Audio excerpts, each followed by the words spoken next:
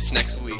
All right, so we're gonna try and make these, a little more lighthearted usually at the start, but judging off what happened in the Daytona 500, we're not gonna do that. We're gonna start it off just by saying that we're still thinking about Ryan Newman. When we're recording this podcast, it's 7:49 p.m. on the East Coast right now, February 18th. All we know right now is that he is awake and speaking to his family, and that any injuries he's sustained aren't supposed to be life-threatening. We're hoping that that stays the case and that we keep getting good news released to us. But as this podcast is being recorded, that's all we know. If any news comes out while we're recording, obviously, we'll make sure to mention that. But as of right now, we don't know much more than that. In the video that was uploaded about the reactions, obviously, if you didn't realize, it was in the moment. They didn't know what the situation was yet, quite frankly. They didn't know that Denny Hamlin didn't know. So obviously now everybody's up to date. It's all good. And we're going to try and move forward with the show as normal as we can. So from this point forward, we'll try to make it a normal show for you guys.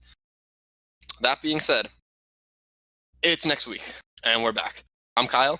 I'm Mike. It's your boy Arnold. It's Jake. I am Matt. And I'm Tyler. And that's all of us. We have 6 people, full house tonight for hopefully a decent show. We're going to have a lot to talk about besides the obvious. Still going to go over everything, the duels, the Clash, that was last week. The duels, the truck race, the Xfinity race, and then obviously the 500. And that's probably going to be the meat of the podcast if you didn't guess. So let's try and get through everything else first. So first and foremost, we had the duels. The duels were kind of what we hoped they'd be, because it wasn't all single file like last year. It was pretty good. Denny was kind of doing exactly what I said he was going to do. He was trying to make a lot of the moves most of the race, even when they were being really patient. A lot of strategy, though, and I think that caught a lot of us off guard. We had a bunch of people playing pit strategy just like in the Clash, and a lot of different strategies almost played out. We had a few accidents ruin them at the end with Suarez and with the 54 car, I believe. But what did you guys think about that? I thought that was really interesting. I'm just going to jump to the end of the first duel real quick, and just something I noticed with the style of racing that the 47 of Ricky Stenhouse and Joey Logano were doing at the front. With this package, it seems that blocks just don't work. They cause wrecks. And it seemed like towards the end of that race, Duel 1 there, they weren't really trying to block each other. Like, there was a few times where I would notice that Logano or Stenhouse would get clear of each other, but they would hold their line, and they were more trying to control who gets the side draft off the corner more than anything. And I thought that was really smart, and probably something you're going to see people start to learn a lot more, rather than trying to just come in front of the other line and block them, because it just seems like it really kills your momentum and doesn't really stall the car behind out like it used to. Well, that's if this package stays, which I don't know. I feel like it's up in the air at this point.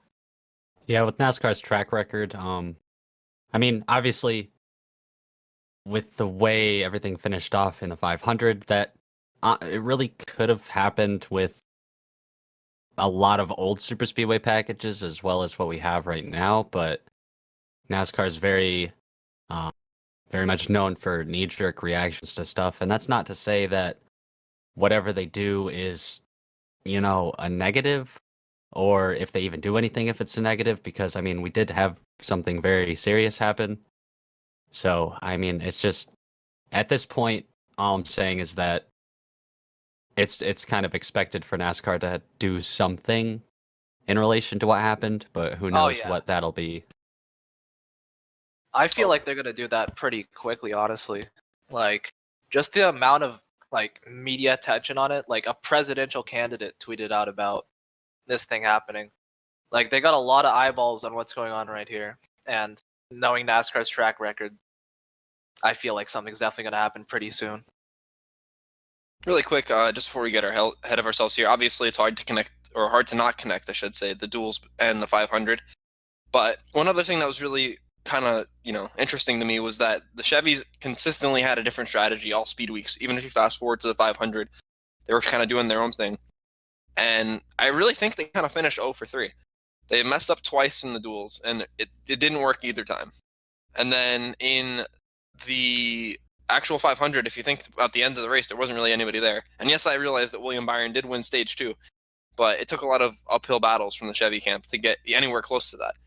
And I really think that going forward, no matter what the package is, no matter what we're doing in Talladega and Daytona, and even at the intermediates, I think they really need to step their game up because they're leaving a lot on the table here. Obviously, they're at a disadvantage with the pushing, and they're going to struggle with tandeming if that is a thing going forward.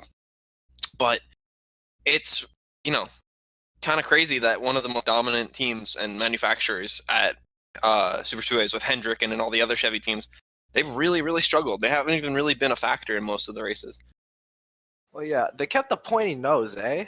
Like, I felt like that was their big problem was the pointy nose they couldn't push. And then they introduced this new car, they hype it all up, and it's still got a pointy nose. Like, and then Stenhouse is out there pushing people, like in Duel 1, and like obviously singling out Stenhouse because he's got a Chevy now, so he's exciting to watch because he's nearly wrecking everyone when he pushes them. But like that was their big problem. I really don't get why they kept that pointy nose. I think they're going to be one of the manufacturers who benefits the most from the next car because it's going to be a clean slate. Hopefully for their benefits, they can't step on their own toes. It's a common template between all three manufacturers because everybody has the same front bumper. That's really not going to make a difference on the super speedways. If it isn't, though, they're going to have to really get to work and decide if they want to have a car that looks like their street car, if they want to have a flat front that's not anything like their real car, or if they want to change what the Camaro looks like on streets, because you can't do two of those things and you can't do none of those things.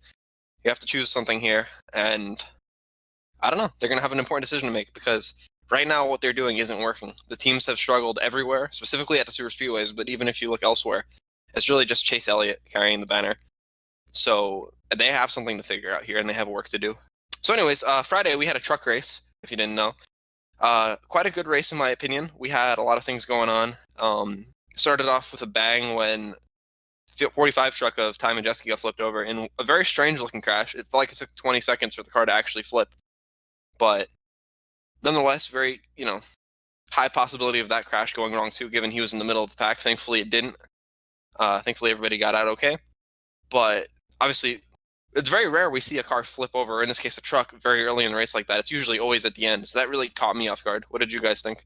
From my perspective, I was at the track, and I was up in the stands. I was with one group of people for the start of the race, and as the first stage kind of progressed on, you could kind of see it. It was Brett Moffitt on the outside lane was always kind of just stuck 5 or 6 cars back, or trucks back, sorry, on the outside lane. Everyone's just kind of stagnant. So I literally got up from my seat to go move to where my other friends were at. And as soon as I got into like the concourse area of the grandstands, I hear everybody start erupting. And I'm like, oh my God, what just happened? And I run over and I look out and I just see the sparks.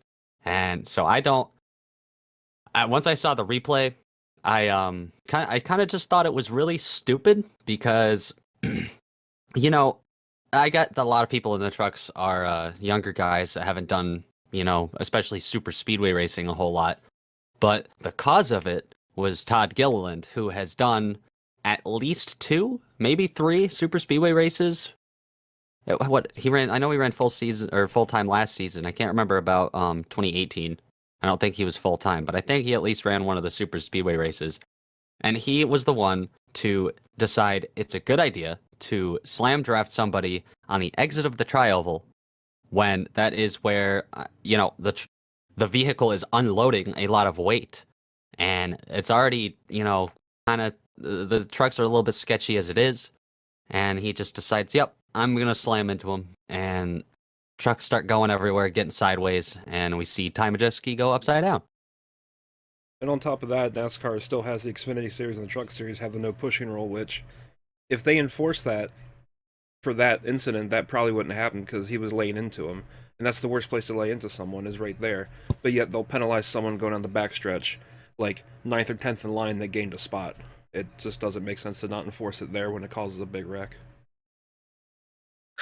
Another thing I want to bring up about the pushing rule is with that, it seems like they're trying to do the thing where they will hit, get off, and it just seems like trying to do that is causing way more wrecks than just finding a good place to push and keep pushing.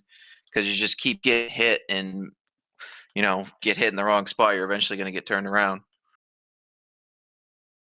Really quick before we leave the topic of that accident, I just want to point out something very silly, and that's Austin Wainself's mustache. I don't know what's going on there, but as some of you may know from my Twitter profile or wherever, I'm somewhat of a mustache aficionado, and that is not okay at all. Whatever's going on there, like that's almost a top 3 story from this weekend. Is that needs to get shaved immediately. You have to have balance, because Brett Moffitt shaved his stash, whatever the hell that was. See, I And feel like now we Brett have- Moffitt. Sorry, not to cut you off. myself. Yeah. Brett Moffitt gets a pass because that is top tier. Like nobody else made it work like that in a really long time, since arguably like Jeff Gordon, maybe even the 90s. But it was so important. I made a note, and it's in my notes, and it's all capitalized. AWS worst mustache of all time. So clearly, that's my feelings on that. Anyways, just running down some of the other stuff that happened in this race before we get to the finish. The 21 had its window net completely fall down. That was kind of scary, especially, anything can happen on a super speedway. There could have easily been, debris, anything that could have flew in there. Thankfully, they got it fixed. They were trying to keep him out there, which was crazy to me. But thankfully, cooler heads prevailed. They pulled him in the pits. Angela Ruck caused an accident. I'm not quite shocked by that. I don't think anybody else is.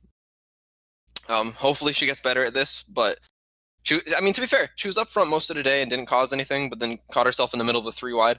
I'm sure she'll get used to being in those kind of situations eventually. But given the fact that she hasn't really done this very much, and even when she has, she usually isn't in the race quite, to halfway. Hopefully, more times she does that, it'll be better because, quite frankly, she was probably in a situation she's never been in before, and making those kind of moves was very scary, and eventually it did cause an accident, which ended up with one of the most ironic things we've ever seen in sports, let alone motorsports. In that same accident, we had a bunch of people come flying in. The O2 truck either lost his brakes or lost his mind because he went full speed into a giant pack of wrecking trucks.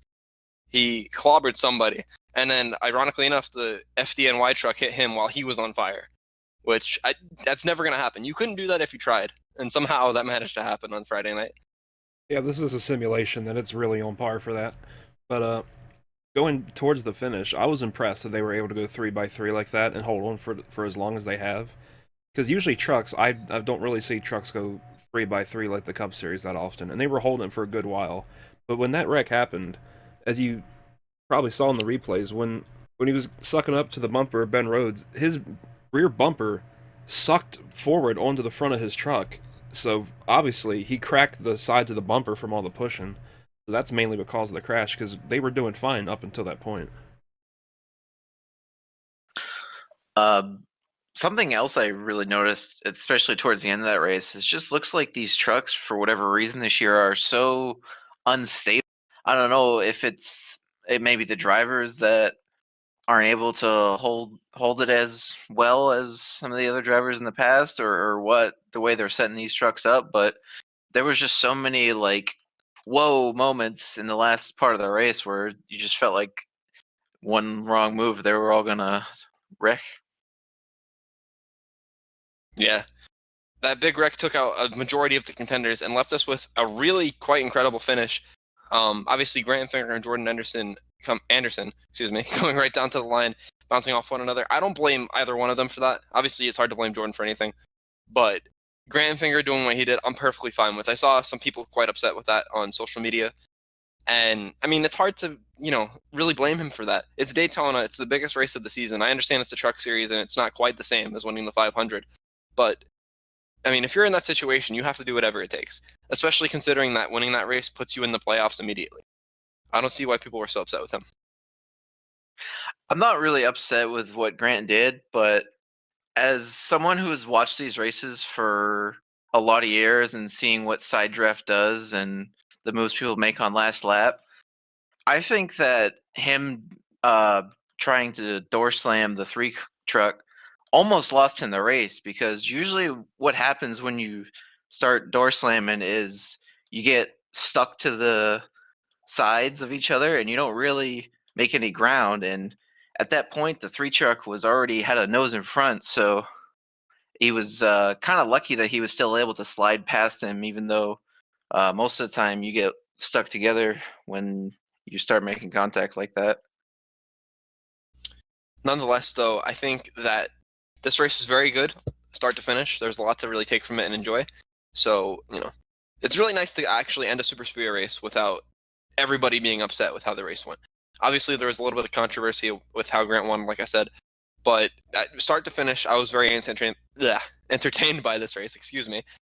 A lot of people got good finishes that really, needed one. Jordan Anderson obviously coming home in second. Cody Roba, third place, getting a podium in the 9 truck. Somebody said on social media that he pretty much funds his entire racing operation himself, which is very incredible. I don't think many people do that. Usually it's either, a committed sponsor or family money of some kind. So it's really nice to see an underdog like that pull it off. Natalie Decker, P5. That's incredible for her because, as I'm sure all of us know, whenever we usually talk about her, it's not for a good reason. She's usually doing something you shouldn't be doing in a race car or race truck. But she had a great day, stayed in the back, stayed safe, came home with a really good finish. The highest finishing of all 3 Nice Motorsports trucks, so that's pretty good. After that, we had, obviously, a couple regulars. We had Jason White, the Canadian Tire Series Jason White, that is, finished 10th. Another great finish for Josh Reaume, actually, in the Reaume truck. I don't think that truck has been in the top 10 before, but I could be wrong about that. So a lot of people, doing really, really good, and hopefully they can capitalize on that and build a good season out of this. After that, we had the Xfinity race on Saturday. I think most of us, if not all of us, went into the Xfinity race kind of expecting it to be the low point. Not because it's necessarily, a foregone conclusion that those cars aren't going to race well, but they don't have the best track record since they've had the composite bodies. And, let's just face it, a lot of the talent has left the series. A lot of those drivers like Cole Custer, Tyler Reddick, they've all moved up to the Cup Series, Christopher Bell, obviously. Those were the heavy hitters last season, and without them, there's a lot of rides taken by rookies or by people that, they haven't really shown they can compete right now. This reminds me of a lot of the 2015 Truck Series when we had like 4 or 5 really competitive teams every week, and then there was just everybody else competing for 6th on back. Yeah. Jake and I were talking about this earlier. There's like Colleague, which is like yeah, they were pretty good, but they're still like pretty mid-tier. So there's nine like cup tier teams. Then you have Ryan Sieg, who's like, I think he's kind of in the purgatory of like definitely not as fast as the cup teams, but like probably better than all the gremlins in the back of the pack. And then like after that, it's like anyone's game. Like there's gonna be 2 spots in the chase. It's gonna be like Brandon Brown and Jeremy Clements, where it's just like some completely random people and some underfunded teams are gonna make the chase. Yeah, I think it's going to be really interesting to see who can get into the playoffs this year for Xfinity for those 11th, 12th spots. I see possibly Brandon Brown's team stepping up a little bit. They showed some speed last year at the short tracks in particular. I remember at Bristol in the fall race, they were running top 10 for quite a while. So, and I know Ryan Sieg's capable of running top 10 even at the intermediate, bigger tracks. So it's going to be interesting to see which one of those mid-pack teams can step up and make the playoffs this year. So getting into the meat of what this race was, obviously, there was a lot of really, really, really crazy parts. Like, I don't think anybody saw Cesar Baccarella spinning on lap 1, but he did that. Everybody avoided him, no yellow. They did a lot of that this week, actually, where somebody would self-spin to the inside, either on the front stretch or back stretch, and they just kind of kept going. So hopefully, for NASCAR's sake, they keep doing that consistently. I know everybody has a gripe with when they decide to change things on the fly like that, but I think they did a good job in that regard. Every single call in that way was the same. Despite how we felt about them in the moment, they did a good job being consistent, which is really what we can ask for, realistically. Jeremy Clements' hood flew up and completely destroyed his car. That was one of the craziest things we've seen. Usually that happens, but it's after they've wrecked.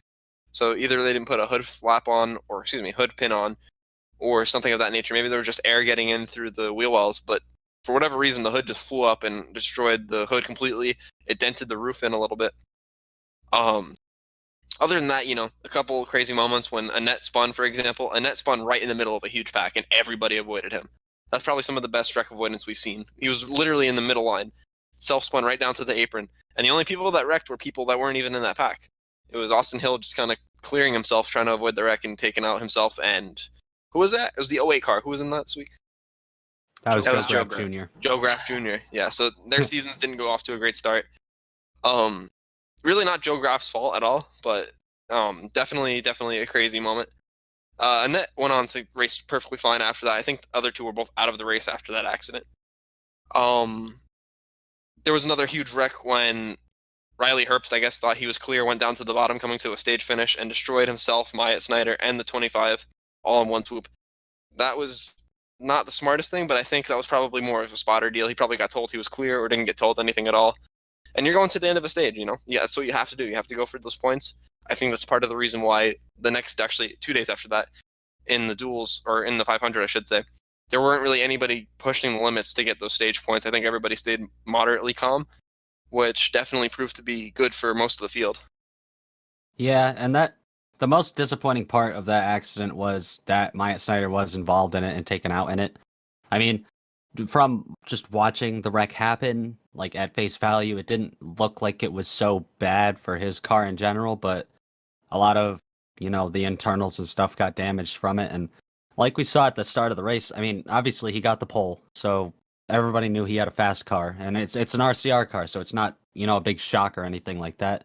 But what we did see throughout the first, 15, 20 laps of the race was that old Cup SS style of racing from the past couple years where one car can get out front and kind of throw some decently aggressive blocks without any sort of terrible repercussions. Because I was, again, up in the stands watching, and you could just see him going up, down, all over the track trying to block runs from whoever was coming at him, and he was able to do it just really well and just keep a really good handle on his car while he was doing it. And yeah, it was just really unfortunate to see him get taken out in something like that.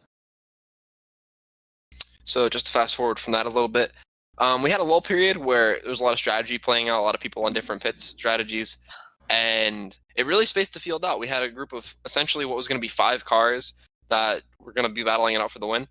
Also, just want to shout out to Alex Labay, because that was one of the craziest things I've ever seen. He was by himself, and he was pulling away from an entire pack of cars. Yeah, that was awesome, because you had Alex Labay, like, all by himself in the DGM car, the Mario Goslin car, and he's pulling away from this pack of, like, 6 or 7 gremlins. You had, like, JJ Alien, BJ McLeod up in there. Some of the JD Motorsports cars in there.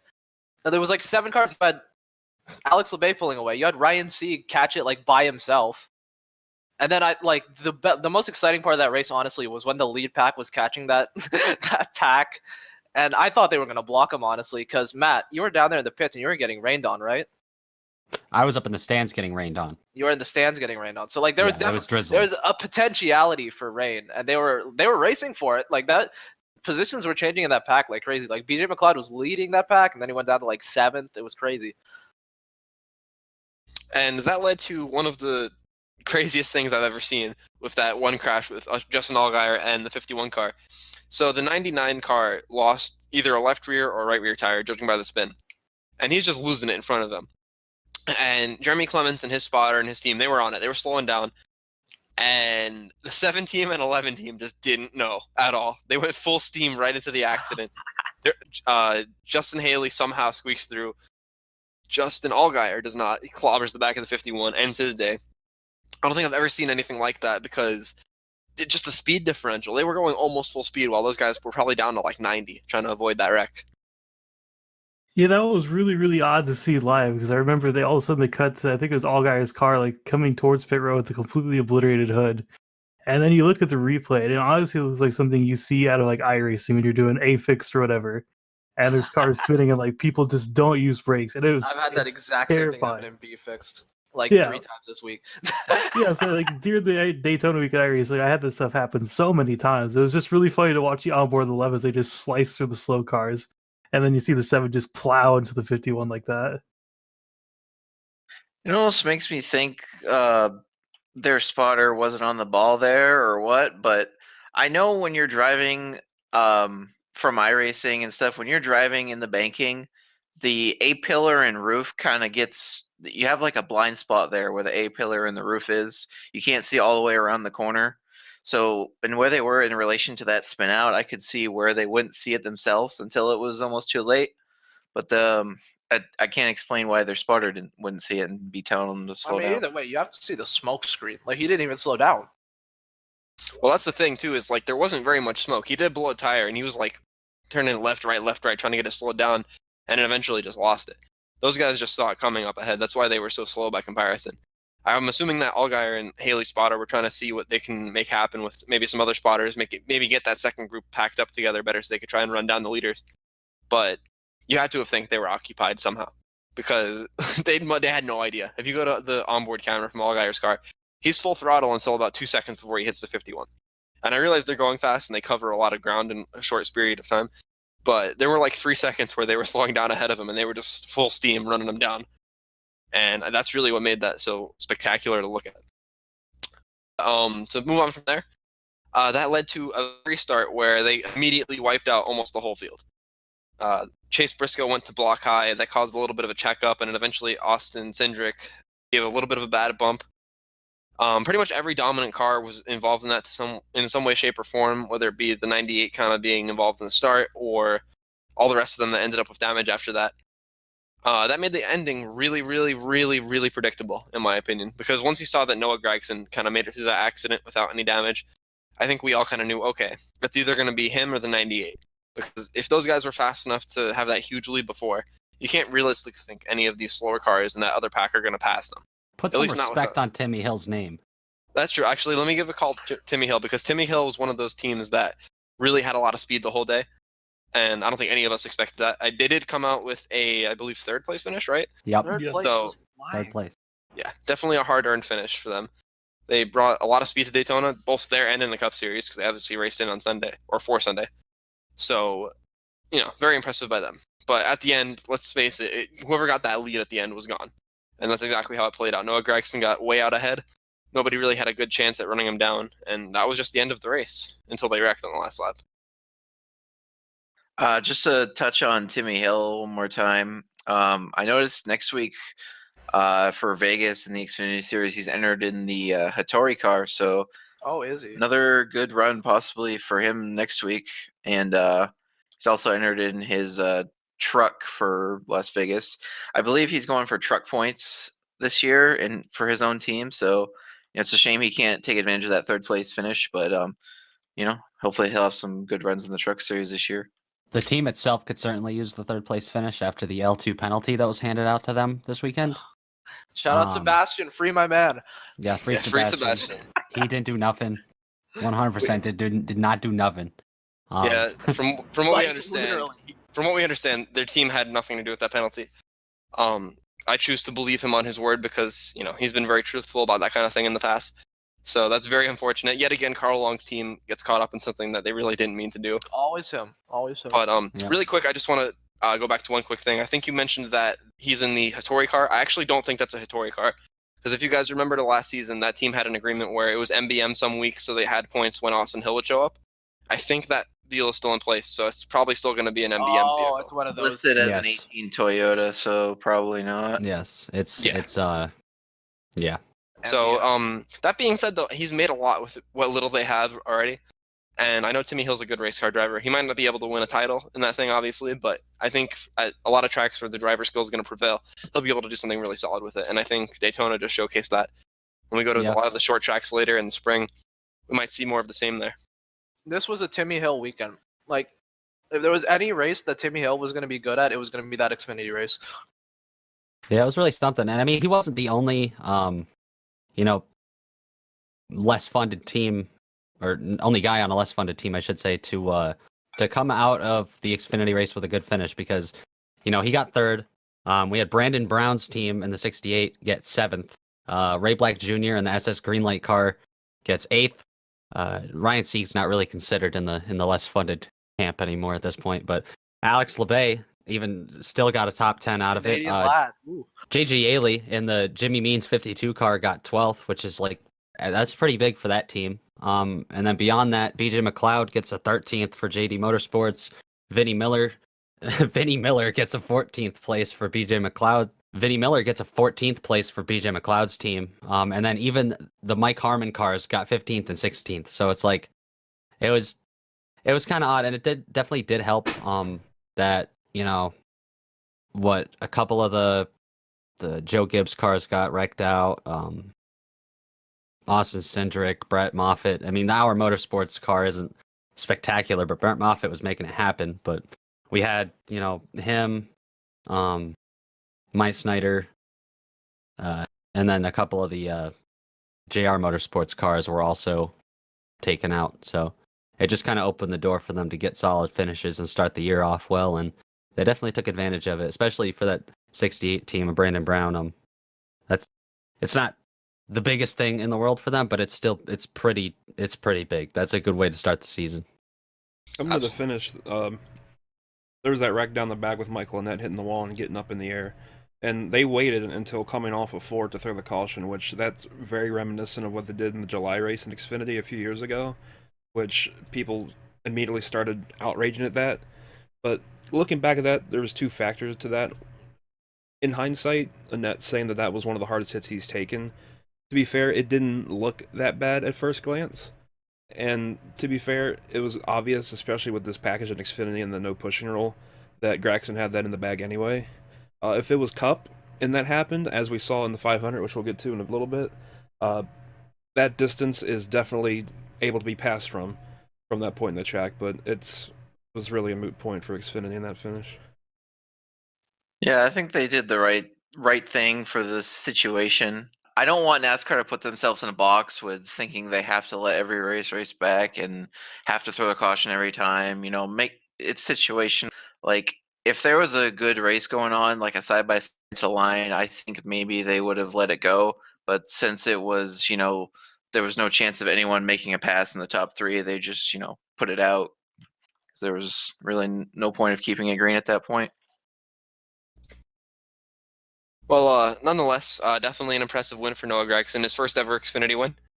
And with so many people out of the series now, maybe he could really capitalize on that and really build towards a maybe championship contending year. We saw it in trucks where he had a really rough rookie season, and then by year 2, he was already part of the big 3.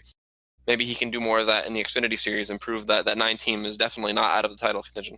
Didn't throw up this time after he won. Did not, yes. The streak is over. Has it been every time since then? Like every single time. He lit the track on fire instead. That's a lot that cooler was than cool. throwing That off. was really cool. Didn't he act like he was warming up on it too? That was Oh awesome. yeah. Yes. That There's a lot to photo of like. him, standing in front of the wheel that was burning. That was pretty cool. Yeah. Noah gets a lot of flack for some of his shenanigans, but there's a lot of cool things he does too. It's nice to see some of this, actually being shown for a good reason and not him in the garage area with a shark costume on. But nonetheless, very impressive win. Can't be mad at it. He was fast all weekend. He did what he had to do.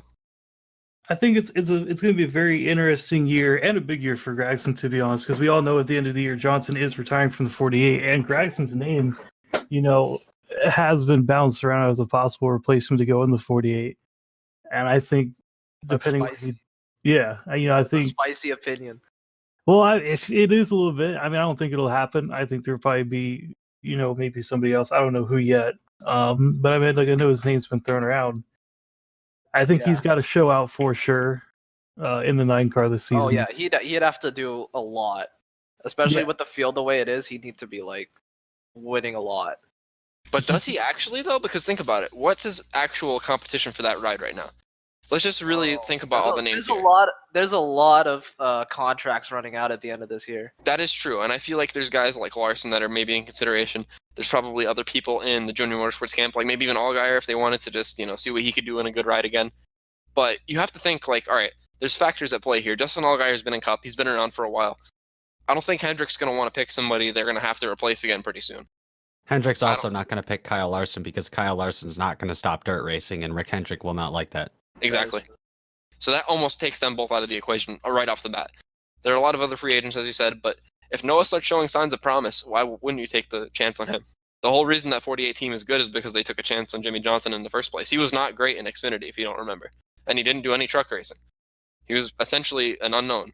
They put him in the Cup car and immediately had a lot of success. Yeah, but I just feel like Hendrick wants more experienced people. They already have 3 pretty young drivers. Chase, I guess, is getting up there now. He's got 5 years under his belt. Bowman's been in it since 2014.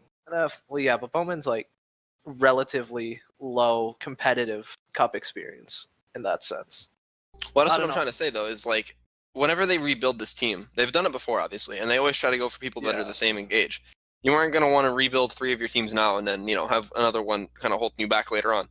Because once these teams start getting good, and once Alex Bowman and Chase Elliott and William Byron start getting it together, you're going to want that fourth team to be there too. You don't want a situation like when 2013, once Casey started having a little bit more struggles, or when Jeff Gordon started, not really being a championship contender, despite, his last season, obviously.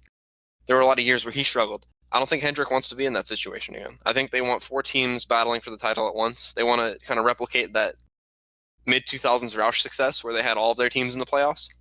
And they're definitely capable of it. They have the funding, for the most part, minus the 88 team.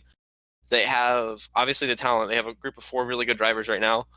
If they get another 4th one and, just wait 2 or 3 years, they could really have a great team on their hands. That's fair enough.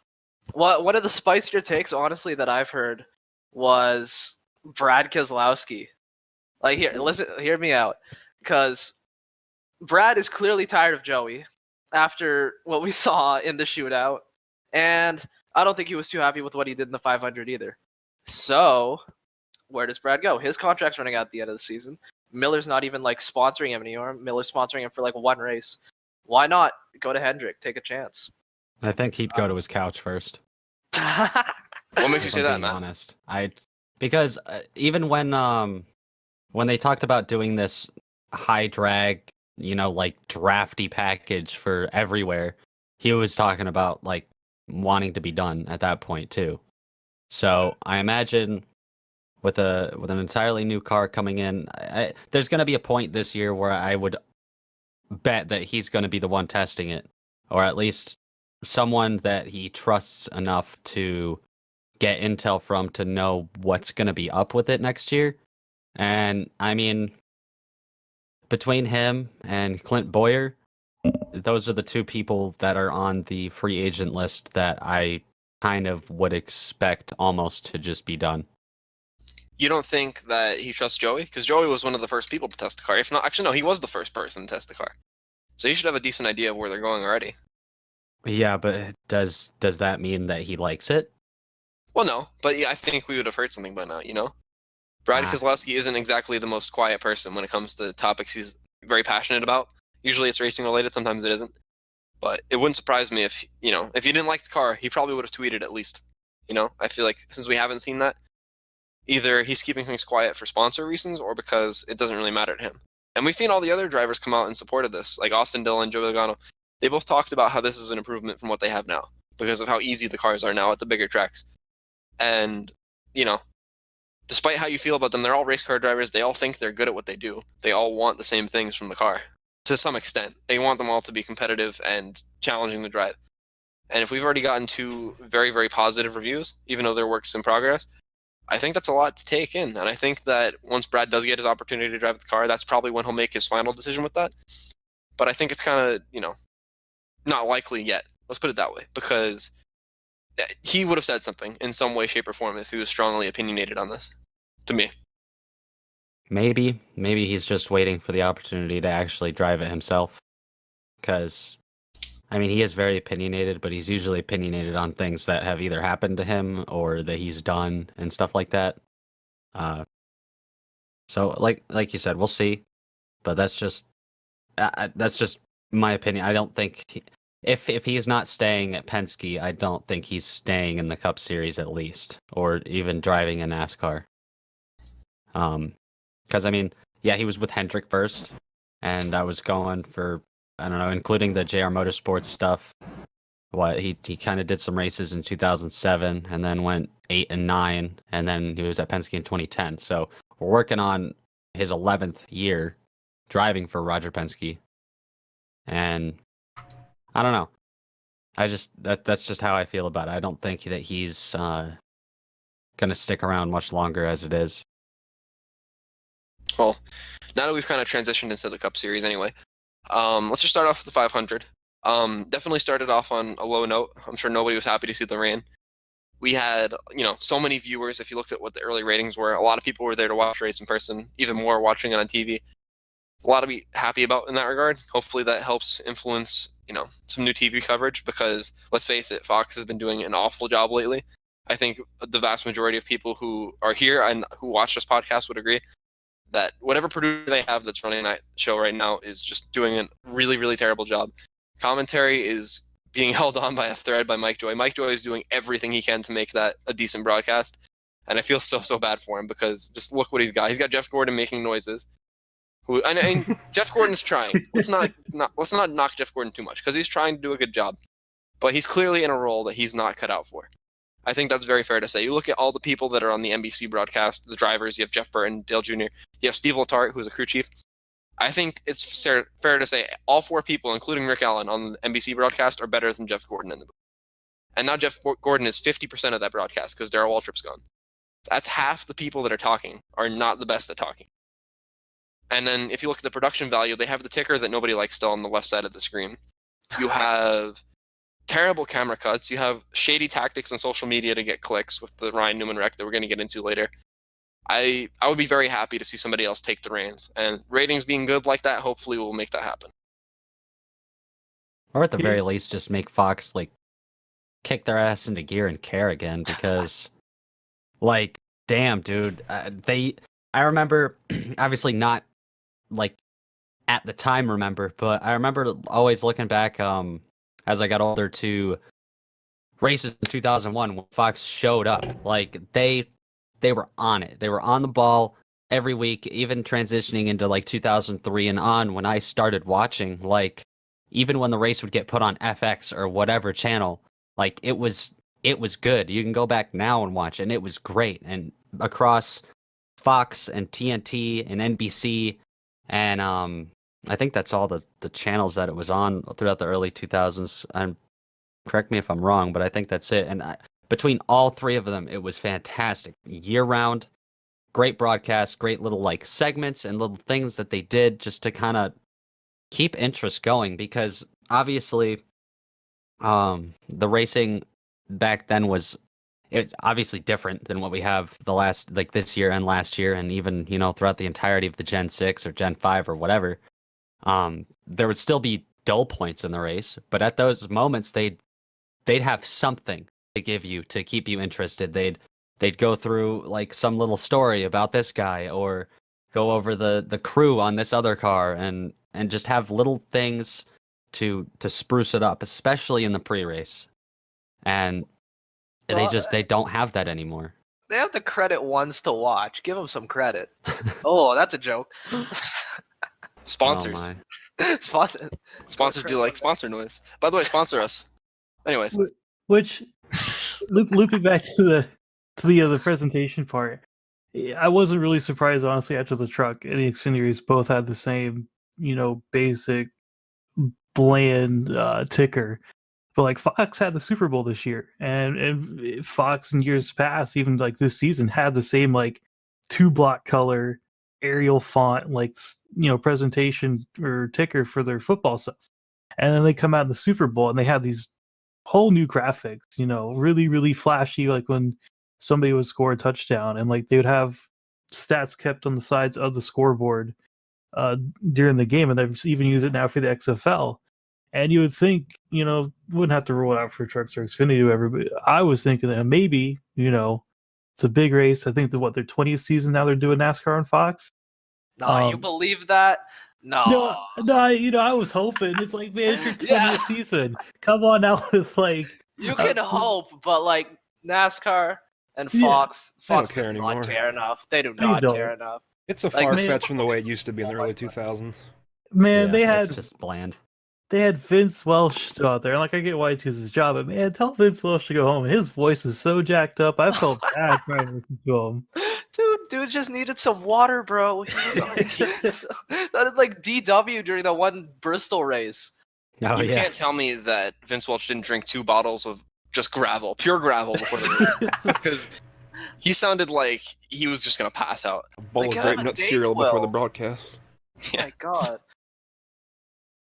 But I mean, I think we're taking for granted Mike Joy and Jeff Gordon right now, because think Mike Joy's getting up there in age. He's gonna not be doing this until he's on his deathbed. I don't think. And unless they bring someone else in, I have a fear, and I don't say a feeling. I say a fear that we're gonna have Adam Alexander and Jeff Gordon calling the Cup Series, and that my TV is never leaving mute. What do you mean? You don't like the World Center of Racing, and you don't like the Irish Hills of Michigan? Come on. I could do without Almond Alexander. Bluegrass State. The Bluegrass. Oh no, Mike! I wasn't thinking about that. Yeah, they even had Mike Joy in the Fiero going around Daytona at like 80 miles an hour while Jeff Gordon's whipping the Camaro. Like that, he's clearly setting up for him driving off in that Fiero in a retirement, and then us being stuck with Jeff Gordon in his Camaro and whatever Adam Alexander drives, probably a Buick Enclave or PT something. Cruiser. Yeah. Really quick before we move on though, it is a travesty, an absolute travesty that we get Adam Alexander and Vince Welch when we have Alan Bestwick just kind of doing nothing for ESPN. Alan Bestwick is arguably, to some people, but not in my mind, the greatest commentator the sport's ever had. Maybe any sport. And the fact that he is barely on TV at all is an absolute disgrace. I just really hope that Mike Joy retires when he's still competent. Because Kyle, I know you and I don't think anybody else in here is super big basketball fans like we are. But please, God, don't go the Marv Albert route on TNT, where somebody shoots the three, or he shoots like a long two, and he's like, "It's a 3-pointer for Kemba Walker," and then like 5 seconds later, he's like, "Oh, well, it looks like he has a foot on the line, so it's a 2-pointer." And said, like, "Man, I don't see it happen to Mike Joy. He deserves way better than that." He has been consistently the only bright spot of that broadcast for years.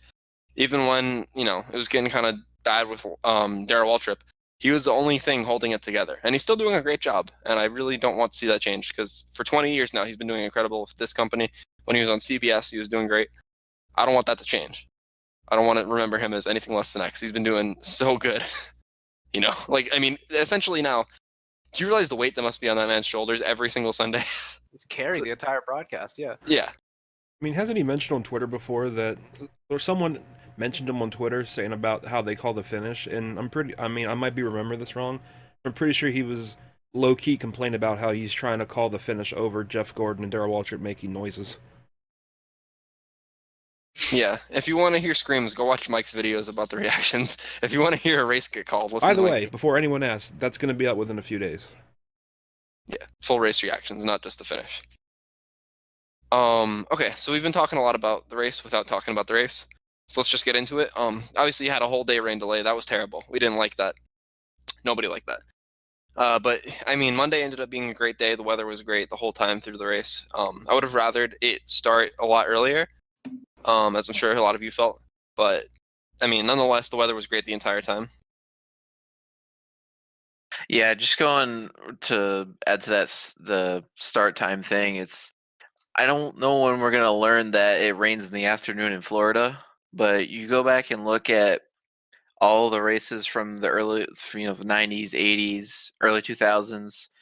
The races didn't really start any later than 1:00, and it hardly ever rained. So, and I know there was a situation with Trump coming, and that pushed it back a little bit, but it was still scheduled to start, at least almost 3:00. And I like the sunset aesthetic for the 500, but just the rain and everything is just really making things complicated when it doesn't have to be.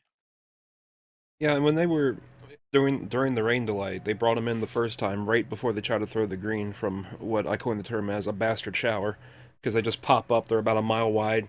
They wet the track, and the sun's out. And everyone's like, "We're going back racing." And another bastard shower's lined up right behind it, and I just don't see the point in them saying get back to your cars. Like, there was one point before the last rain that called the race, they were saying get back to your cars, and you look at the radar, and there is a monsoon coming in from the west about a mile from the track with downpours. I mean, we have technology. We have radars. I just don't see what the point in leading people around for 4 hours was doing. Like, it was clear once those two little rain showers that caused the first two rain delays happened, the rain went from Central Florida to New Orleans and was not going to stop. I feel like it'd be good for the people at the track to just preemptively say, we're not going to get this in today. Go ahead and go home till tomorrow. No, if they just got the vortex theory going, honestly, I would have. Listen, I didn't spend 20 years hearing about this to still hear about it now that Darrell Waltrip is gone, okay? It's a fact. It's a fact. It's a fact if you don't believe in science, and that's it. Do you see the Bathurst 12-hour? Interesting. Literally a circle around the track at the end of it. Scientists confirm that science does not exist. Weather. Darrell Waltrip knows more than us. I'm just saying. Anyways, so let's just run through. Sorry, with go the ahead. 4 p.m. start time. Like, I get that they want to have the TV ratings be as high as possible after the big letdown from what was it, like 11 million people were watching the start of the Daytona. 11 million people were watching the start of the Daytona 500 on Sunday. But you were never gonna get that back. And yes, starting at 4 p.m. is gonna help a little bit. You know, people are either off work or they're getting off work soon or whatever. But I just, and you know, I'm a little bit biased because I ended up having to leave the track because I had to be home to go back to work today. But it just, I don't see why. Like, I see why, but it's upsetting. It would have been upsetting if I wasn't there. It was upsetting more that I was there and that I had to leave and not see but what 20 laps of the race. And it ruined my experience. It probably ruined a couple other people's or a couple thousand other people's experiences of being at the race. And we've gone so many years of having races delayed. We'll be back at 11 a.m. tomorrow or 12 p.m. tomorrow or whatever. And it's like, just stick to one. Don't just arbitrarily be like, yeah, 4 is good. Like, why not wait till 5 at that point when actually, like, majority of people are off of work? Like, what makes you pick 4? It just annoyed me. Another thing that really complicated is it made things a lot harder for the race teams, because the next race on the schedule is Las Vegas, and I believe they do like a hauler parade or something down the strip on Thursday. So they're still in Daytona on Monday night having to race and deal with whatever all that happened at that race, and they got to be on their way to Las Vegas. It wouldn't have been that big of a deal if Atlanta was still the second race. That's just a stone's throw from Charlotte. But yeah, it's like they just didn't really think this through. And No, they just cared about the possibility for higher ratings, which I get. NASCAR's, I mean, it's not as dire for ratings as people like to make it seem, but just, yeah, they did not care about anything but that, and it's kind of annoying. Just to wrap up on that real quick, they actually had the hauler parade get canceled on Thursday. They didn't do that for obvious reasons. I don't think half the teams would have made it. So they actually confirmed that was not going to happen Monday. So that shows exactly what we're talking about. It's going to be a stretch for some of these teams to probably even get there for opening practice. But nonetheless, might as well go through the race here. So the first really notable thing that happened was William Byron getting crashed. I believe it was right at the end of stage 1. And Ricky Stenhouse just went out to make a pass, didn't time it quite right, caught the 24's back bumper and hooked him a little left. And then from there was no saving them. They just got turned a little bit. And the 24 went flying into the infield, and that ended his day. After that, we had the Quinn Hoff accident where he tried to clear himself in front of Eric Almirola and got turned. A lot of smaller wrecks. BJ McLeod was involved in that same wreck. Very, very interesting. Again, it's crazy to me how much strategy plays into these races now in Super Speedways, because yet again we saw Chevy, Ford, Toyota, they all stuck together. They all had an idea of what they wanted to do, and it really swapped the lead out a lot. And that's something we haven't seen a lot of lately, because if you think back to any of the old Super Speedway races with the smaller spoilers and with the restrictor plates, it was a lot harder for people to pass, and for whatever reason, the strategy stayed very stagnant as a result. I guess that was because people wanted to not get shuffled back because they knew they might not be able to get back to the front until the very end. But I think that's being overlooked as a big reason why these races have been entertaining. Because I think everybody can agree, besides the one terrible thing that happened at the end, the 2020 Daytona 500 was an amazing race. Like, there was really not much to be upset about besides the finish on that last lap. yeah, To that a was point. No, go ahead. sorry. That was definitely we all knew this package was going to provide some great racing, and it really surprised me that they started racing as aggressively as early as they did. Like, it was the end of stage 2, and they were already going at it. Like, I was expecting them just to ride until 20 to go like they do all the time, but they were going after it as soon as they dropped the green for stage 3. Yeah, I was on the road heading home at the time of majority of the race. I actually was saved by the red flag to be able to sit down in my room and watch the finish. But to me, obviously, once they got green again in stage 1, it's not, half the time you can expect them to wreck it up real early because everybody's a little bit antsy. And then you get the other half of the time where everyone's just like, okay, yeah, let's just kind of ride, get these laps in, get, the race underway for real this time. But I think, like you said, they did start amping it up as soon as stage 3 started. Like, it was pretty saucy.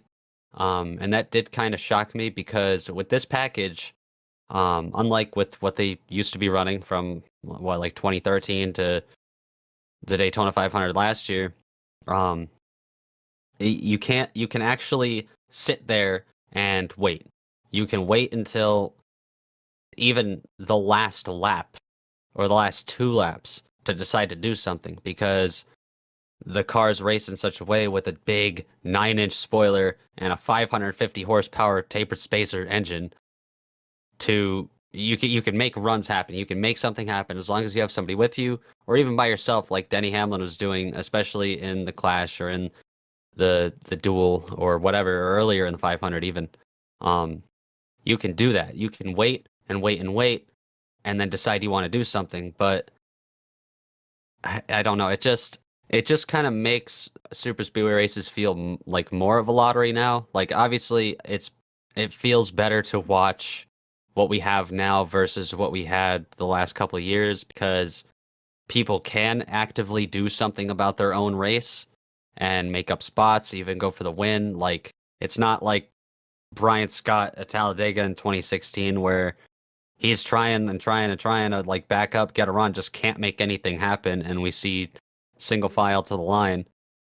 But it also just kind of makes anybody a hero. Like, the fact that we could see someone like Reed Sorensen making saucy moves to get up into the top 20 and just kind of hang there, like, yeah, that's cool, but it also shows, like I said, how much of a lottery it's really turned into.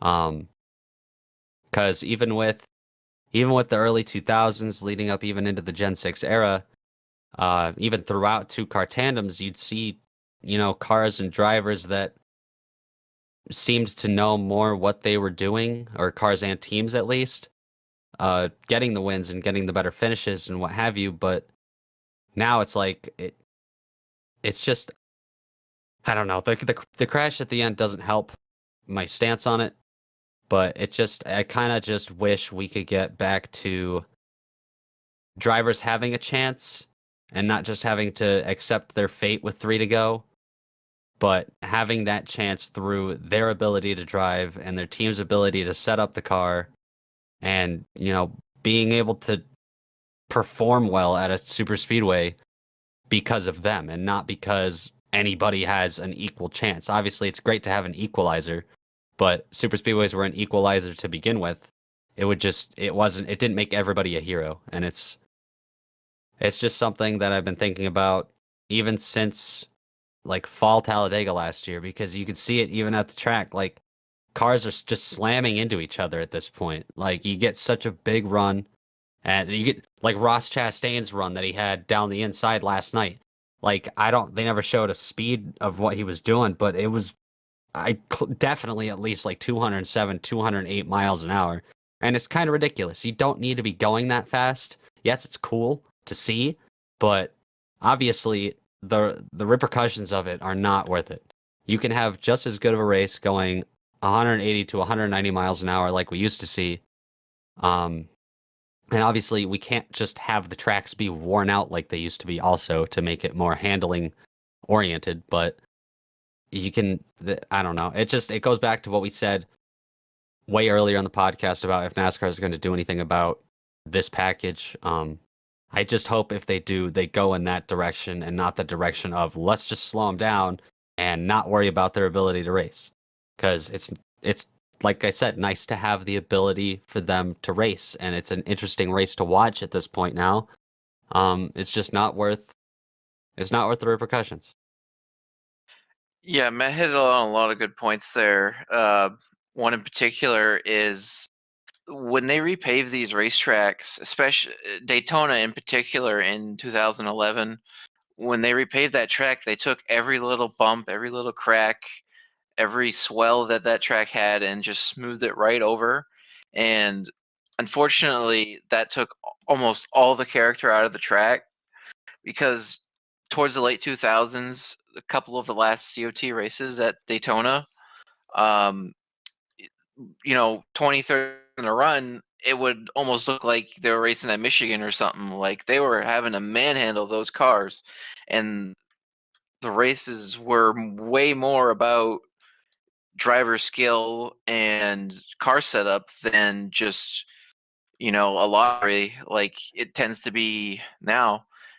Talladega is a little less extreme from what it was before to now, but it's that I feel like that's one of the major factors in why the speedway racing has gotten so much more wreck prone and just insane over the past 10 years. So just to move on from that, a lot of other things happened throughout the race that weren't as notable. A couple stages ended. Denny Hamlin obviously won stage 2.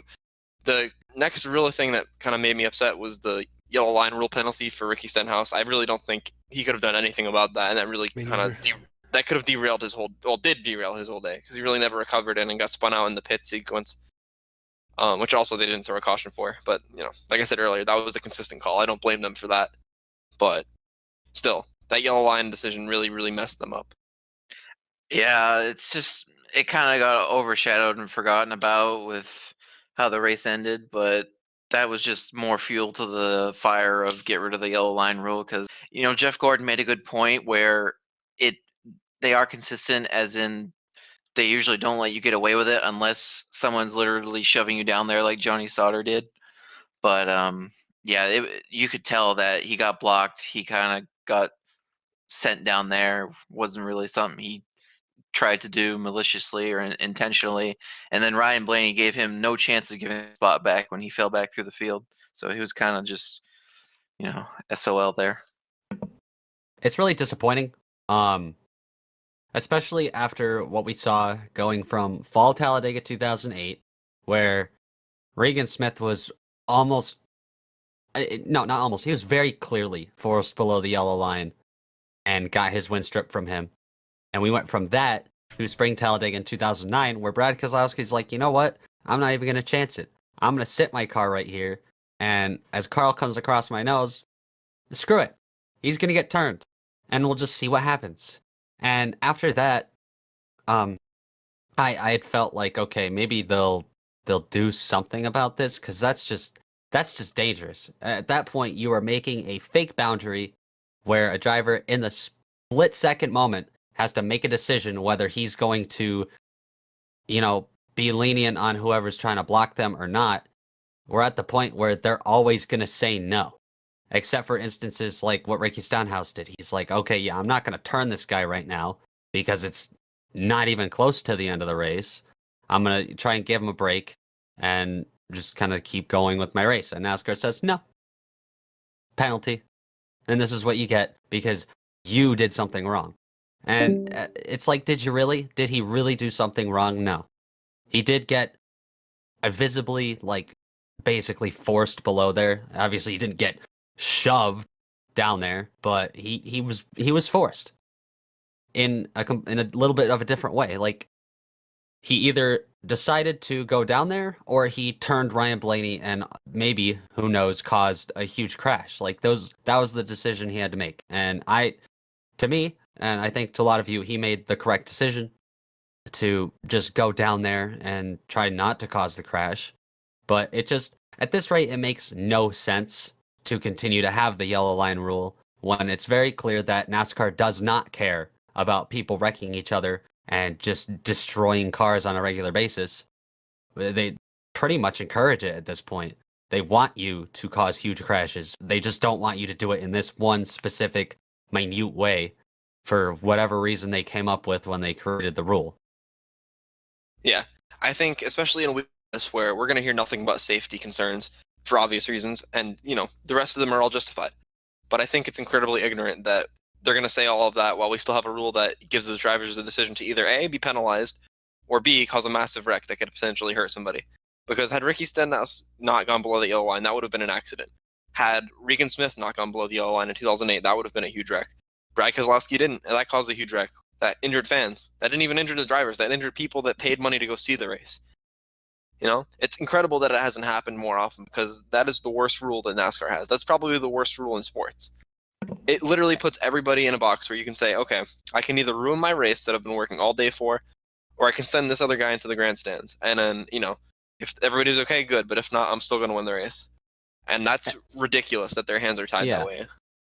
And then it comes down to a NASCAR discretion call for whether, like you were saying earlier, NASCAR just decided, you know, Ricky Stenhouse wasn't forced, so here's your penalty. And it's annoying because then it's up to them. And granted, I'm not the biggest Justin Haley fan. I very much enjoy Kyle Larson. So 2008 July Xfinity was very. What did I say? You said 8. Just continue. Did I really? Yeah, we don't have to cut this. It's fine. Yeah, It's close 2018 July Xfinity worked out very well for me personally, having been at the race and haven't seen Kyle Larson win anything up until that point. But realistically, yes, he didn't. He was very clearly not forced below the yellow line. But was that like what is the problem? Who cares? Why is that an issue for him to dip his tires down there to make a pass? It's paved. It's part of the racetrack. If he would have went into the grass, well, guess what? He probably would have spun himself out, crashed, and very clearly not won the race. But since he decided I need to, which I get the mindset, even though the Xfinity cars don't have nearly the amount of side force and side draft as the Cup cars, if he just kind of goes to the inside of, was it Sadler or Larson who was in the middle? I can't remember. Then he's going to, if he gets ahead, then he's going to give that person side draft, and he just wants to get as far away from them as possible. So he goes down there, and like I said, it made me very happy at the time, just because I got to see Kyle Larson get a W. But immediately after, like the next day or even that night, I was like, it's still pretty damn stupid that we have to have a discussion about stuff like that all the time. I mean, the one time that I can remember in recent years that NASCAR actually decided, hey, this guy forced this guy down below the line was Johnny Sauter at Talladega last fall. And it's like, well, why even have that? Like, that's the one time. The precedent was set of if you go down there, you're screwed. That's it. And then they just decide arbitrarily, like, this is the one. Okay, penalize him. It's like, just stop putting the ball in the sanctioning body's court for the finish of a race. And just to add on what Jake said, because Jake said they've been consistent quoting Jeff Gordon, I don't believe that at all. Because, like, I can think of 3 things off the top of my head. First and foremost, we had the Justin Haley situation. Yeah, he went below the yellow line. He was ahead of those cars before he went below the yellow line, which is not a pass, mind you. What I meant by that was he was consistent, as in they don't penalize the guy that does the forcing unless it's very egregious. Okay. Second of all was obviously the one I think that everybody brings up is the Dale Jr. situation in 2003. He kind of almost gets forced below the yellow line. Not quite, but close by Matt Kenseth. He blatantly passes for the lead down there, and they didn't care. And then the third thing, obviously, and this is probably the most egregious one we've ever seen, besides the Regan Smith situation. And that was the 2006 Bud Shootout with Carl Edwards. Twice he got penalized for that. One time was cars were pitting in front of him. He was trying to avoid crashing people that were making green flag pit stops. He swings it down to the apron, brings it back onto the track. The only people he passes are the people who were pitting, that he would have passed either way.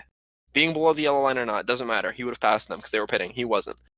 And he lost spots to people that were on the track that were staying out. So he lost positions he would have already had. And they penalized him for that. And then they penalized him once again later in the race. And I don't remember what the second one was for, to be fair. That may have been justified. But that first one was absolutely not. And, you know, I'm sure there's other things I'm not remembering. If you're interested in more information about this, I know NASCAR Man on Twitter had a huge thread of just, 10 or 12 times where this rule has been applied completely wrong, inconsistently. And it's about time we start fixing it, because this rule has been in existence for 20 years by the end of the season. And we still don't know if it makes anything safer.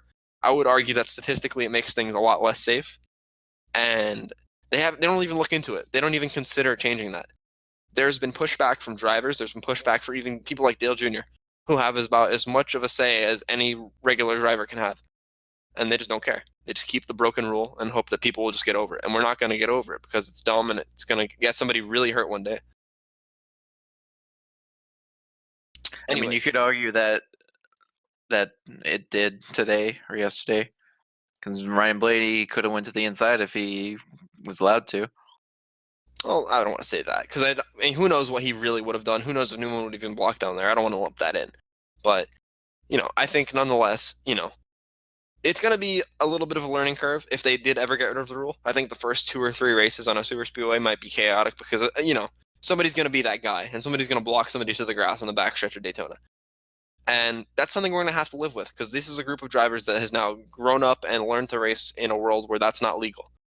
If you never had that rule in the first place, that etiquette that existed in the 90s would have never been gone. If you go back and watch any race before that rule existed, nobody pushes each other down there. There's been one wreck ever where that happened, and it was Mike Skinner and Tony Stewart at Talladega. And then guess what? They never did it again because everybody knew what the situation was. They took care of one another, and it made sense. The moment that rule goes away, it's going to be a little bit chaotic, and I understand that, and that's probably a big reason why they don't want to change it. But I feel like if you make it clear to the drivers what's at stake, especially after what we just saw at Daytona, I think it'd be very easy to convince them, hey, this is dangerous, but we need to get rid of this rule, this potentially dangerous rule. And it's going to be a learning curve, but I think they should do it. Anyways, we're incredibly off topic here. We still have a lot of race to cover. So really quick, I just want to run through a lot of the other notes. We had that big wreck with, obviously, Brad Keselowski getting turned around in front of the field. A lot of big hits in that one. Thankfully, everybody, got out okay. Some of the cars were even repairable, despite how hard they hit the wall or other cars. Jimmy Johnson finishes his probably last Daytona 500 with a wreck, which is very unfortunate. But, I mean, maybe he'll be able to pull something off later in the year when they go there in August or November, depending on if a hurricane hits. Which, we'll talk about that when August comes around, I'm sure. But the first thing that wasn't a crash that I did note was how interesting the Hamlin-Newman tandem was on the, I believe, 4-to-go restart. They just pulled away. Like, there was nothing anybody could have done to stop them. And I'm wondering if, in the future, if they keep these rules, this is under the assumption nothing changes for Talladega. I'm going to be really interested to see if they keep working towards that. And eventually it just becomes tandems altogether. Because the cars are clearly faster still when they do that. 2/3 of the manufacturers can do that. So what I thought was interesting was, even when they tandem, back when tandems were a big thing, if the 2 leaders would do that, they could get a quarter of a, almost a quarter of a track, but nearly, at least half a straightaway on the pack. But they got out far ahead, a lot more than you would at pack racing, but they weren't gone. And Hamlin had to let off within a lap because he was overheating, or to quote him, out of temperature. But that's a good thing because you can be able to push for short bursts, but you can't just lock up the whole way around the track like in 2011, which, I mean, that's debatable whether you like that better or less than pack racing. But I'd like a mix of the two where you can push if you have to, but I do like not just being able to lock to where if you're not on someone's bumper, you're just dropping the whole time. Yeah, who knows what we're going to see next Super Speedway because obviously we don't know if the rules are going to be the same. We don't know if the drivers are going to completely come up with a new style, but you're right. It definitely wasn't 2011-esque, but if you were able to do that longer without overheating, and you could do the thing where you push with the bumper just out to the right so you can get some air in the grill, I mean, we have no idea what to expect for Talladega in April or May, whatever it is this year. And, that's interesting, but we'll see what we get when we get there. For now, sorry. Besides just how the cars will drive with tandeming, I think everyone's mentality is going to be different after Daytona now. Because that was a wake-up call that they're not invincible anymore. Or they never were, but it's been 20 years since we've been reminded of that. So I feel like people are going to be a lot less aggressive in making bonehead moves. I mean, to be fair, that move wasn't a bonehead move. It was an aggressive move, but it was a fair move for the finish of the 500. But we saw things like that happening all through the race in the last... Well, since this package started in Talladega last year, ever since that air bubble behind the lead car, any car, really. Since that air bubble doesn't really exist anymore, you can get right up to their bumper and push them. Because back then, you would get a huge run and just stall out a half a car length back, and people would block with the air because of that. Now, when you block, they're still going to come to your bumper. So, I think they're going to cut down on the blocks a lot, or at least the ones that aren't justified, like halfway through the race for no good reason, just because you want to maintain your spot. I feel like everyone's mentality is going to be a lot different after what happened. Yeah, I could totally see that being the case. But really quick, before we go into the wreck, that obviously, that's going to be a quick discussion, or not a quick discussion, excuse me. I just want to go over our picks because, weirdly enough, 3/4 of our picks were the 3 people coming off turn 4. And then the other was the person who spun out going into turn 1 on the last lap, and Chase Elliott. Obviously, I picked Denny Hamlin. I was the only correct person. Unfortunately, I would have much rather been wrong. But, we picked Ryan Newman as well and Ryan Blaney. That was definitely crazy. Before we talk about the wreck, I guess we can just talk about the photo finish, because otherwise that's going to be overshadowed again. Second closest finish in Daytona 500 history, only behind one of the other times Denny Hamlin won in 2016 with Truex. I don't feel like anybody really cared too much about that for obvious reasons, but going back, I think it's going to be very, interesting to see if that makes the highlight reels and hopefully not the wreck, because if there's anything you should glorify about that, it's the photo finish. I don't want to see those wrecks on the Fox highlight reel next summer, or next winter, I should say. I just wanted to debunk a lot of things I've been seeing on Twitter. People will post a picture from the international broadcast of the race where it says caution with Blaney ahead. The flag stand has 2 lights at the top of it that are synced with the track caution lights. They are actually synced to it. It's not like Texas where they had like strings of LED lights from Walmart that are on a different circuit from the actual race control. The ones on the flag stand are the accurate ones. Now, to be fair, I don't like how even like the old style caution lights, it doesn't go from green to yellow. It goes from green to off to yellow, which I don't know if they actually have defined the rule. If a finish would come down to that, where would they call the moment of caution, when the green light goes out or when the yellow light comes on? But Blaney was not ahead when the green light actually went out. That was after Hamlin passed him. That international ticker must be, like, their video feed must be delayed by a second versus their ticker, because Blaney didn't win the race. And if you look back at the actual footage of the lights, Hamlin was ahead for over a second by the time that happened. I just didn't want people to still be trying to make that into a controversy.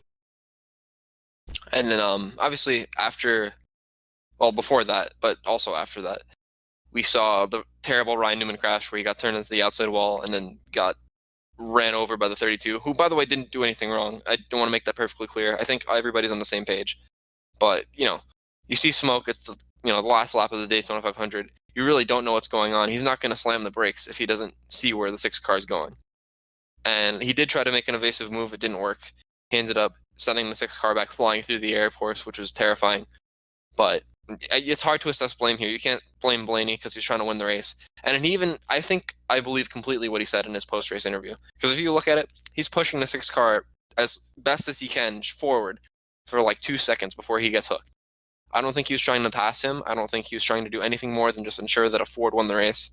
And obviously things went horribly wrong, and it took Ryan Newman out of contention and sent him flying. But you can't blame Blaney for that. You can't blame Corey LaJoie. You can't blame Newman for blocking. I mean, it's the biggest race of the year. It was all fair.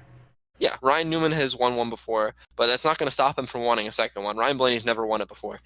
Denny Hamlin really wasn't going to be a factor had that wreck not happened. You can't blame any of these guys, even LaJoie, because LaJoie's at still Go Fast Racing. Go Fast Racing is not a team that contends for very many top 5s or top 10s. He had to go for whatever he can get there. And it's just the nature of the beast, unfortunately.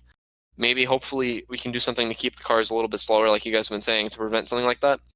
I know so many people have been drawing comparisons to that 2009 Coke 0400 wreck with Kyle Busch at the end. But, I feel like an overreaction here would be too much, but something has to be done. You can't just say, okay, we're going to make the cars 170 miles an hour. Both because it would ruin the racing and because it would ruin what they're doing with the engines right now, where they're trying to run the engines twice per year. I don't think they would do that, but they have to do something, and they can't just assign arbitrary rules that aren't going to help anything in the long run. Plus, that probably won't guarantee there won't be any more bad wrecks or flips, because, we've seen a flip at 2 miles an hour.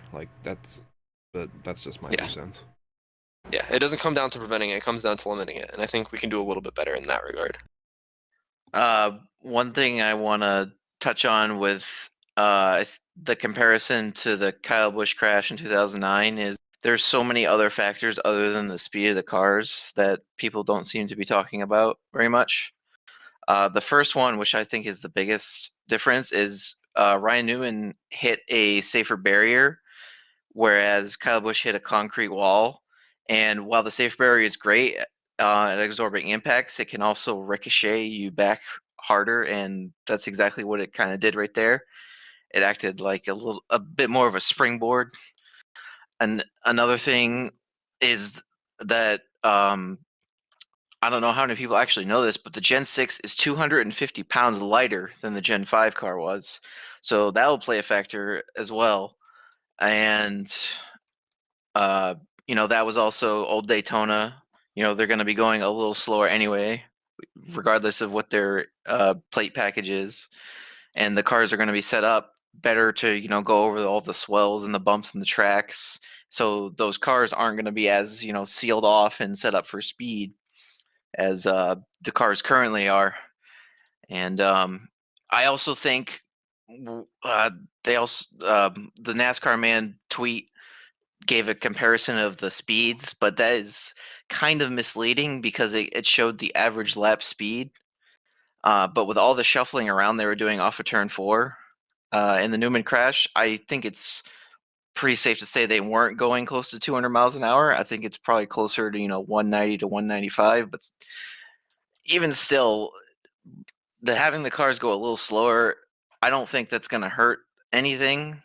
It might even make the racing better because we see with the trucks and ARCA, those cars go 185, maybe 190, and they don't get those trains up at the top of the track like happens in Xfinity Cup when they're going 195 to 200. So it might even make the racing better if we slow down a little bit. Especially with tracks like we were talking about that are repaved and completely resurfaced to where there's little to no character, which Daytona's getting a little bit of it back, but it's going to take a long time for Daytona to get anywhere close to where it was even in like 2003, 2004. And like I was saying, like the slower speeds at a track where you could pretty much go anywhere, and have the same equal opportunity. Obviously, it's a little bit longer of a distance when you go up high or even just in the middle lane versus the bottom, but it makes it won't hurt the racing. I feel confident standing behind that being an absolute fact that we can have what we have right now, where, like I said earlier, people have an equal opportunity to make a move and make something happen and go for the win on their own, like we do now, but at a slower speed. We don't need to be in awe of cars going almost 210 miles an hour at the back of the pack going into turn 1 or turn 3 or whatever, because it's not like qualifying at Michigan where they were going 218, 219 flying into the corner. You have that run and you have a big wad of cars ahead of you and you have to decide to do something. And if you have someone pushing you, like Joey Logano was pushing, who was he Eric pushing that Almirola. hit Brett? Yeah, Eric Almirola. What I was trying to say is that if someone's behind you pushing you, then it's up to them. And you have no say in the matter at that point at all. And everybody just has these huge runs at this point and nowhere to go. And it sucks. It's interesting and it's nice, and especially for a sim racing stance, it's fun as hell. But in real life, there is no need. There's no need to have what we have right now. It's not the only way that we can have good super speedway racing. Hell, you don't even need to have 3 wide, like 3x3x3x3 through the corners and for laps on end for it to be a good super speedway race. All at least I'm looking for is for everybody, like I said earlier, to have an equal shot as long as they have the car and the ability to drive said car just as good as whoever's in the lead or whoever else is good at it. Like, one thing that I kept seeing throughout Speed Weeks was replays of like the 1990 Daytona 500 and stuff like that, which you had 4 or 5 cars all running. Ooh, excuse me. You had 4 or 5 cars all running together there at the end. And granted, the only thing that happened was Dale Earnhardt was blowing a tire and Derek Cope made a pass. But like, who's to say that Derek Cope couldn't have had something set up for off the corner? Like, it doesn't need to be big, huge packs of cars to be an entertaining race. And before it gets, misconstrued in any way, let me be clear that ultimately we care most about safety. We aren't worried as much about the rules. But what we're saying here is that, yes, fix the rules, do whatever it takes, or fix the cars to where they aren't going to space whenever they get turned around backwards. Yes, that's mandatory. That's not an option. That's something that has to happen. But let's actually think about this and not just make run-of-the-mill, just generic change that's going to ruin everything. Because, let's face it, a lot of the times that doesn't work. We saw terrible crashes immediately after a lot of the changes they made when Dale Sr. passed away.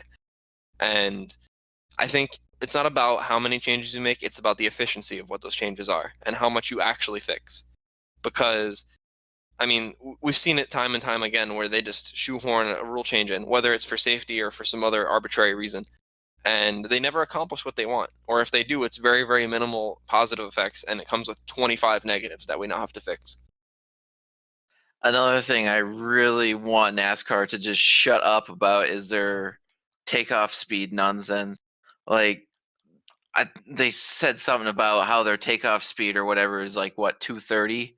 Like, that number is so irrelevant. Like, we see cars get turned around. They're not going to take off on their own. It's always when they either get hit, they hit a wall weird. You're not going to prevent a car from flying up in the air when it crashes the wrong way at, even 150 miles an hour. We've seen people in ARCA races get blown over down the backstretch at Kansas. Like, you can make the cars better for being backwards. That's great, but sometimes you could even argue that in ways when they're putting these bumper extensions and everything, it could be, trapping more air in the car when it gets, because no one blows over from the back anymore. It's always these side and, popped up in the air and stuff. So I really hope the right people will take all these factors into consideration instead of just putting a car in a wind tunnel backwards and saying, yep, that's great. Yeah. I think it comes down to also, we have to at least look into the roofs of these cars when it comes to how the roll cage is built and the integrity. Obviously, I think they do a great job because this crash is not a crash. I don't think anybody would have survived, even with the COT. I think it would be very hard for someone to be okay after that wreck. The COT, obviously, while being bigger, it still didn't have all the modern safety innovations that these cars do. I don't believe when the COT existed, they had the big headrests that they do in the Gen 6. I know that there was less carbon fiber. And, I think they keep doing a good job in innovating and making these cars safer, but I think this exposed a weak point that, somehow we have to find a way to make the roofs stay intact, especially when they take multiple hits like this. We saw his car was already damaged from the wall hit, which was a tremendous hit alone. If that was the only thing that happened in this crash, that would have still been a bad crash.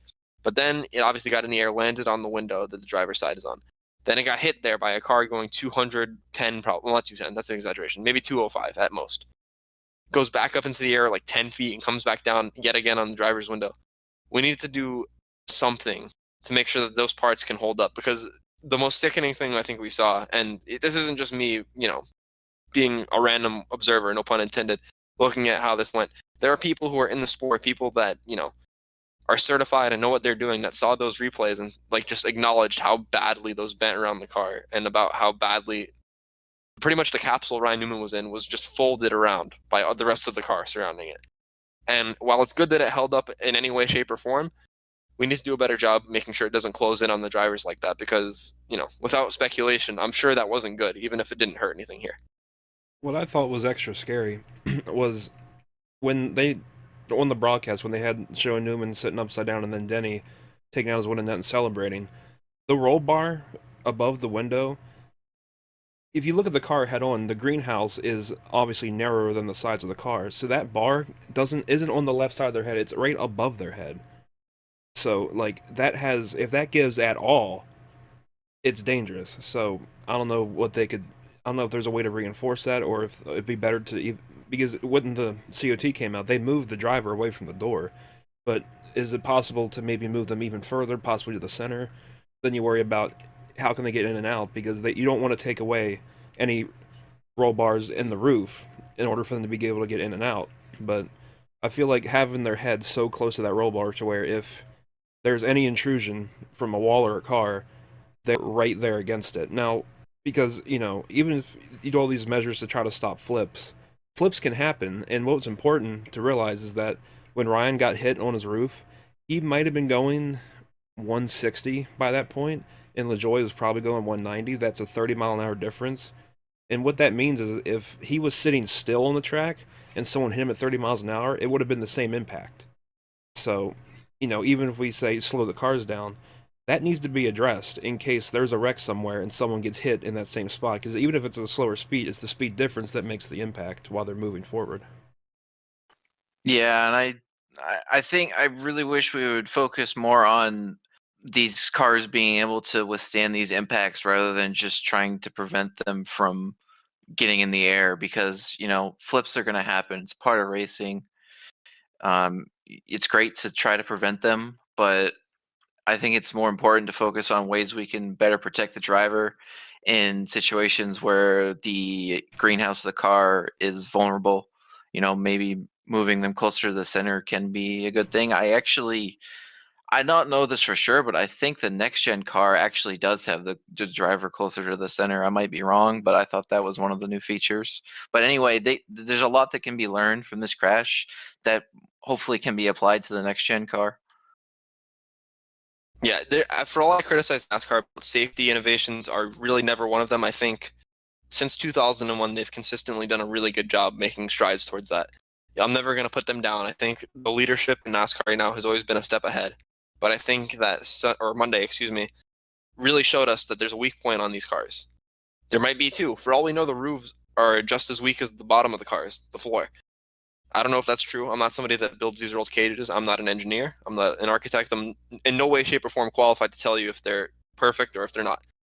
But I think that this wreck did expose that there is at least one weak point in the way these cars are built. I would like to see it at least looked at. I'm sure they are. They don't need me to tell them that. There are a lot of people smarter than me that are looking into this. But, I'm sure that they're going to do something about it. But when a weak point is exposed like this, you can't just let that go. If they show up to Talladega with the same exact rules, with the same exact cars, everything exactly how it was at Daytona, I'm going to be a little disappointed in them. Another thing about that crash is just that is probably the worst case scenario that you can have in a NASCAR crash these days, other than just hitting a wall head on and coming to a dead stop. Like, the first impact alone was a huge crash. Like, he got turned from all the way to the bottom of the track, up the track, driver's side into the wall, flipped over, then gets hit in the same spot, just in the window net.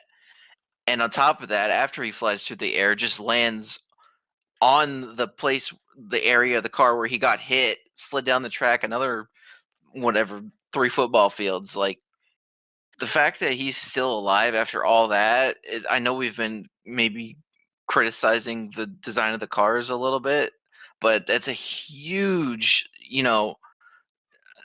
it says a lot about the integrity of the cars that this type of crash was able to be survived at all. Yeah, that goes back to what I was saying before. I think without them continuing to improve and not just settling with whatever they ended up with after the Michael McDowell accident in 2018, or even the Austin Dillon wreck in 2015, I think had they just stopped there and said, you know what, that's the worst wreck we're ever going to see, and they just left it, we would have not had the outcome be the same, I don't think. I don't know how much exactly changed since 2015, but I'm assuming at least a little bit did. I think it was after that they added the roof hatch back. I don't know if the roof hatch had any factor here, whether it was good or bad or whatever. But, obviously other things like the Newman bar, the Earnhardt bar from even before that, they continuously add more things to these cars. And, ever since 2001, they've been really, really good at innovating things before they're actually necessary and before it, takes somebody losing their life, thankfully. Other than, Kyle Busch breaking his legs, I can't really think of very many other incidents. Michael Annett also, I think, broke a sternum one time in 2013. But the driver injuries have gone down dramatically. I know Brad Keselowski also broke an ankle now that I think about it. But They have been really, really doing a good job making these tracks and cars safer. I'm sure they're going to improve on what we have now, especially now, because, I mean, this is the biggest race of the year. Everybody that's going to watch NASCAR this year probably saw that race. So, the spotlight's on them, and everybody knows they have to do something. It's going to be interesting to see what they think of. It's going to be interesting to see where we go from here, because we do have a race next weekend. We don't just stop. And, there's a lot of things they can do, and it's the ball's in their court. We're going to see what they choose, and it's a pretty important decision. But let's move on from that now. Thankfully, we got through that, and we're still hoping for Ryan to be okay. But as for next week, we do have a race at Las Vegas, like I was saying. It's going to be interesting to see who they put in the 6 car, because it's definitely not going to be Ryan. I realize we don't know very much, but I think it's safe to say he's not going to be in that car. So the question now is, who is in the car? And we have plenty of choices. It could be a guy like David Reagan, who announced he was going to retire from full-time competition. But, I mean, finished 4th in a Daytona 500. I assume he's scheduled or registered for Cup points, not that it matters. But, it'd be interesting to see if maybe they put him in the car. They could always take somebody in the Roush camp, or not the Roush camp, in the Ford camp from Xfinity, like you have Austin Hendrick. There's a lot of options on the table here, and, that's something, unfortunately, we have to think about now. And Roush has to think about. Matt Crafton. Yeah, I was gonna say Matt Crafton is an option. He's usually the token sub driver, and you have Matt Kenseth maybe would come back again. There's a few options. So I know it's hard to just move off that and act like everything's okay, but I mean, we do have a race this weekend. Somebody's gonna win and possibly make it into the playoffs if it's not Denny Hamlin. Who do you guys got for next week? I'm gonna stick with Penske. I'm not the biggest Penske fan, but just like people aren't Kyle Busch fans, you can't deny how good they are. So I'm not gonna go with Blaney again because I don't want to get him hurt or anyone else hurt because I think we're cursed. But I'm probably gonna go with Logano. He's had success there before, so I think he might be able to do it again. I'm probably gonna stay in the Penske camp as well. I think just kind of based off of what I can remember off the top of my head the past couple races at Vegas. I think Brad Keselowski's been one of the really, really good cars there. I would want to say Kyle Larson, but I don't believe in the Chevys yet that they are going to be able to come out this year and be able to have, the speed at, the intermediate tracks and the bigger tracks to make a splash. So I'm going to go with Keselowski. It seems like we're all on the same page here. I've really noticed how fast Joey Logano was in the fall race last year. It seemed with how hot that race was, the higher downforce, better driving cars just took off from everybody. So yeah, my pick is also Joey Logano. I know he had trouble in that race last year, but he dominated the first part of the race. And this race, is going to be a full day race rather than the one last fall where it ended at night. So I'm going to actually completely swap what you guys said. I was thinking about the Penske cars, but then I reminded myself that all 3 of them have a new crew chief this year. So to me, that changes everything from last year. We don't know if the 22 team is going to have the same setup Logano ran in the fall or something based off of that. For all we know, he is going to run. Actually, is his crew chief Paul Wolf now, or is his Jeremy Bullins? Logano has Paul Wolf. Yeah, so it could be a Brad setup that they're building it off of from last season. So it's really hard to know what they're going to do or if the drivers are going to be suited for whatever changes they made. So that left me one other team. I feel like Joe Gibbs Racing is always a very, very safe bet. I went with them last week, and, under weird circumstances, they won. This week, I think Kyle Busch is going to pull it off. It's his hometown track. He's always fast at the 1.5 miles. Las Vegas isn't usually his best track, but I think that they're going to pull it off, hopefully in dominating fashion, so this way nothing crazy happens at the end. But I feel like he has one of the best chances he's had in a long time, but who knows for sure. And for me personally, I thought about it a good little bit today while I was at work, and I've been thinking about it as it came up to the end of the podcast here. And as much as I am unsure about what the Chevrolet camp has for tracks going on from Daytona, at least at the intermediates where aerodynamics play a huge factor in it and stuff like that, I think I can confidently pick a Chevrolet driver. And that Chevrolet driver is going to be Kurt Busch. Kurt Busch has never won at his home track of Las Vegas. He's won at pretty much every style of racetrack that you can win at in NASCAR. except for, I mean, he's won 1.5 miles, but he's never gotten the win at his home track. And I mean, Kurt Busch usually, as we've seen the past couple of years, usually only gets a 1 win a season. But I feel like after the momentum he built up last season, and even just kind of the way that he was performing and his attitude during the entirety of Speed Weeks, I feel like he has a good little bit of momentum going. And I really don't honestly think that we're at the end of the craziness to start out the season. Especially with teams having, this style of package for 1.5 mile tracks, at least more figured out now than they did last season when we went to Las Vegas in the beginning of the season. So it is kind of out on a limb. Kyle Larson, I feel like, would be a little bit more safer of a pick, but I have a feeling Kurt Busch gonna get it done, and that's my piece on that. Well, that's our show for this week. Hopefully next week is a little bit lighter note, so we can all go back to being ourselves. This one is definitely not as fun as the first episode we put out. But that being said, you could follow all 6 of us down below in the description. You should have all 6 of our Twitters. We're also going to be making a Twitter account specifically for the podcast, so if you're interested in getting news and updates on that, hopefully it'll be made by the time this gets premiered. Pretty much that's it for me. Yeah, we're going to be back to our what should be our weekly schedule, Tuesdays at 8 on YouTube, looking to get it on Spotify and some other podcast platforms. But check the Twitter account. It's going to be in the description for updates on if the show's going to be delayed, which it should be coming out Tuesdays at 8 from now on. But that's all we have for this week. And as always, until next week, we'll see you next week.